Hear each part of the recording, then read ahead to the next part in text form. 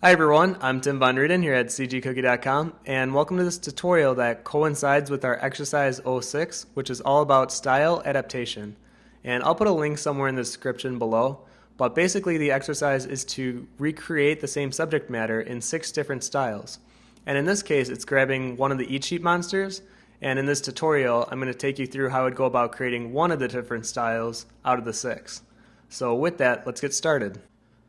So here in Photoshop, I have the 10 different monsters that were approved for the final pass of the Eat Sheep game. And if you're following the exercise, the challenge is to take one of these monsters and recreate it in 6 different styles. So for this tutorial, I'm going to take you through recreating one of those styles of the Von monster, and it's this brown one in the corner. So here he is.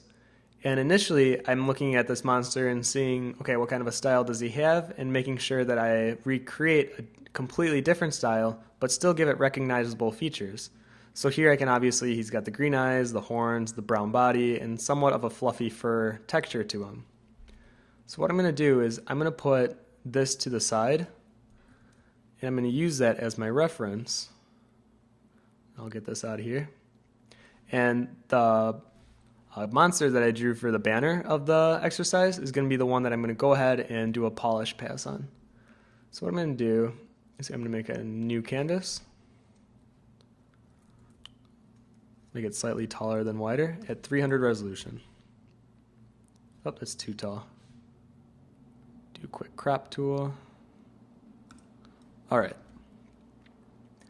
So now what I'm going to do is, like I said, I'm going to copy and paste that original Eat Sheep monster and use it on the side as more of a reference. Then I'm going to grab that initial sketch that I did, just drop it in here, and we can't see it because since I drew it in white, it's going to show up white on a white background, so you won't be able to see it. So all I'm going to do is I'm going to open up my Hue and Saturation submenu, which is under Image, the Image tab at the top. I'm just going to change my lightness darker. You can see how now it looks like more of a pencil sketch, which is perfect because I don't want anything too detailed and I just want kind of a foundation sketch to work upon.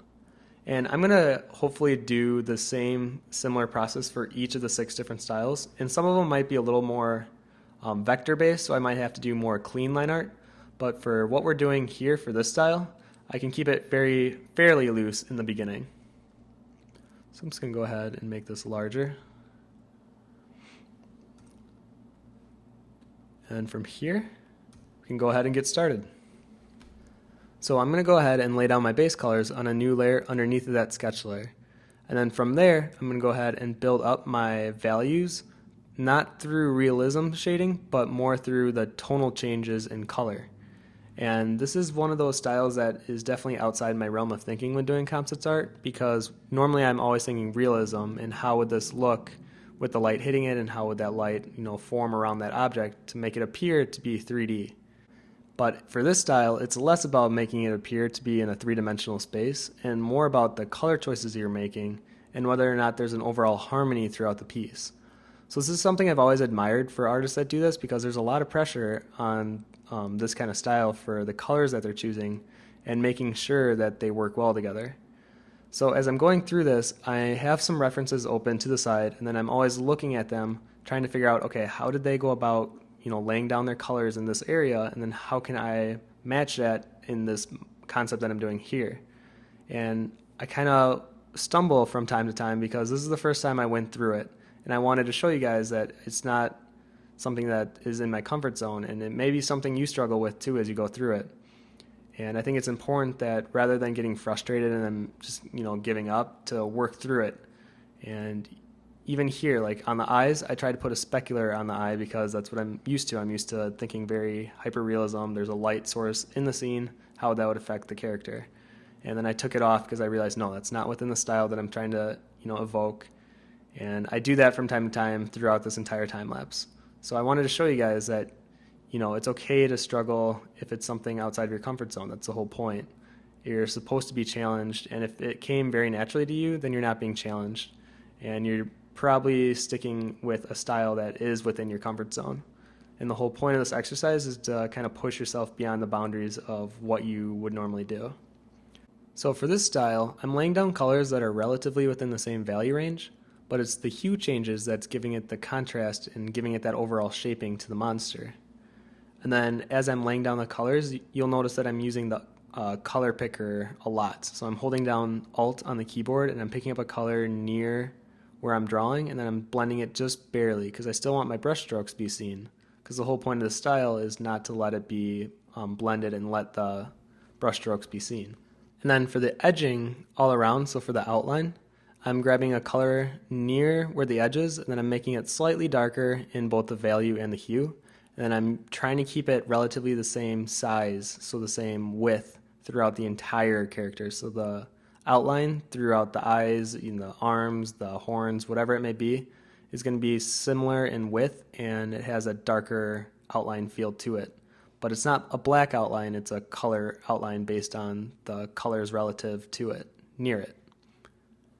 And then here I just went for some experimentation because I always saw this monster as having more of a fluffy fur, so it wasn't very smooth skin like Melvin, the main monster, was. So for this one, since I didn't want to show it through outlining, I grabbed some of the shadow color that I was using, and you may notice that I'm using more of a purple color for my shadows, and then I was laying it through the fur to create that illusion of that extra fur within the character. So here I'm at the point where I have pretty much the foundation of the monster laid out for me, so I'm going to go ahead and zoom in and start working up the smaller details.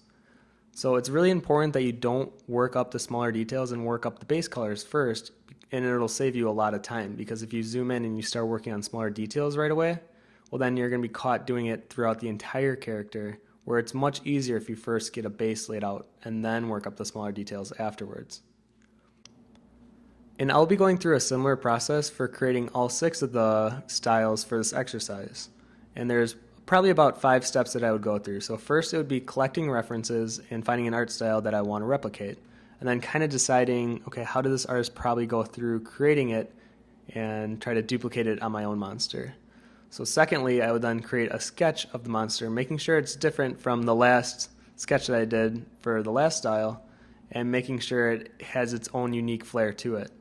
And then third, I would create a base color that I would work up my other colors on top of, but I'm going to keep my colors relatively similar so that it still replicates the same monster.